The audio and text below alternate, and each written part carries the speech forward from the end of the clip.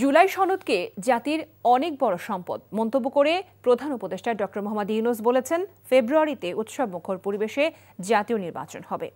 সন্ধ্যায় foreign service একাডেমিতে রাজনৈতিক দলগুলোর সঙ্গে ঐকমত্য কমিশনের বৈঠকে তিনি এ কথা বলেন। এদিকে জুলাই সনদ নিয়ে ঐকমত্য হলেও এর বাস্তবায়ন পদ্ধতি ও গণভোটের সময় একমত হতে পারেনি দলগুলো। আর বাস্তবায়নের সুস্পষ্ট রূপরেখা ছাড়া সনদে স্বাক্ষর করবে কিনা তা বিবেচনা করবে এনসিপি। রিপোর্ট করছেন ফাহাদ মোহাম্মদ। জুলাই জাতীয় সনদ স্বাক্ষর অনুষ্ঠানের দুদিন আগে হঠাৎ রাজনৈতিক দলগুলোর সঙ্গে জাতীয় ঐকমত্য কমিশনের জরুরি বৈঠক ডাকায় গুঞ্জন শুরু হয় অনিশ্চয়তার। প্রধান উপদেষ্টা ও জাতীয় ঐকমত্য কমিশনের সভাপতি ডক্টর মোহাম্মদ ইউনূসের সভাপতিত্বে বৈঠকে অংশ নেয় বিএনপি, জামাত, এনসিপি সহ বেশ কয়েক মাস ধরে চলা ঐকমত্যের আলোচনায় অংশ নেয়া রাজনৈতিক দলগুলো। বৈঠকে প্রধান উপদেষ্টা বলেন, সবাই মিলে জাতীয় সনদ তৈরি করেছে, এখন সরকারের দায়িত্ব নির্বাচন করে দেওয়া। উৎসবমুখর পরিবেশে নির্বাচন করতে যা যা দরকার সাধ্য অনুযায়ী সবকিছু করার অঙ্গীকার ব্যক্ত করেন প্রধান উপদেষ্টা। ঘোষণা করলাম, সেই ঘোষণাকে আমাদের রক্ষা করতে হবে।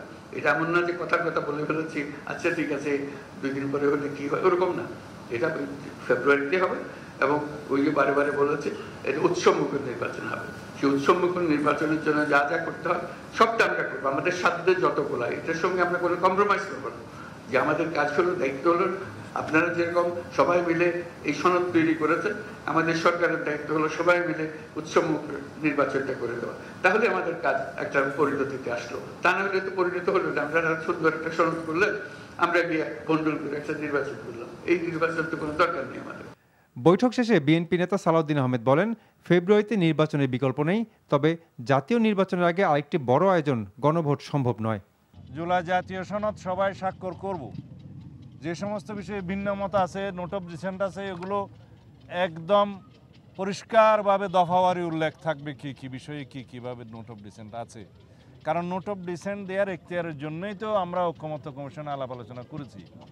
যদি তা না হতো তাহলে ঐকমত্য কমিশন যদি আমাদেরকে প্রস্তাব দিত, সেই সকল প্রস্তাবে যদি সবাই একমত হয়ে যেত, তাহলে তো আলোচনার কোনো প্রয়োজন ছিল না।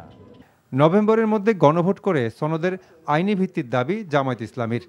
নির্বাচনের আগে গণভোট না হলে উচ্চকক্ষের বিষয়টি অমীমাংসিত থেকে যাবে বলে মনে করে দলটি।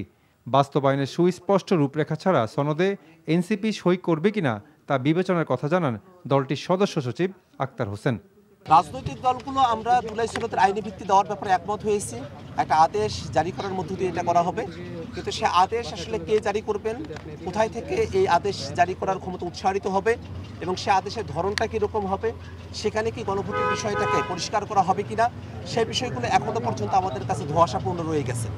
আমরা চাই যে জুলাই সনদ বাস্তবায়ন যে আদেশ জারি করা হবে সেটা যেন হেড অফ দ্য গভর্নমেন্ট হিসেবে ডক্টর মোহাম্মদ ইউনূস এটা জারি করেন। যে গণভোট আগে হতে হবে নভেম্বরে। আমরা সাজেস্ট করেছি 2টা গণভোটের নজির আছে, 17 দিন হয়েছে, 21 দিন হয়েছে। নভেম্বরে গণভোট হলে জাতীয় নির্বাচন ফেব্রুয়ারিতে, এটা আমরা চাই। এবং 2.5 মাস তখন সময় থাকবে, দুটি একসাথে প্রস্তুতি চলবে। It's possible. সুতরাং এটা আমাদের দাবি। এদিকে জুলাই জাতীয় সনদে সই করবে না বলে জানিয়েছে বাসদ, গণফোরাম, মার্কস পার্টি, বাংলাদেশ জাসদ ও CPB. Fahad Mohammad, NTV news, Dhaka.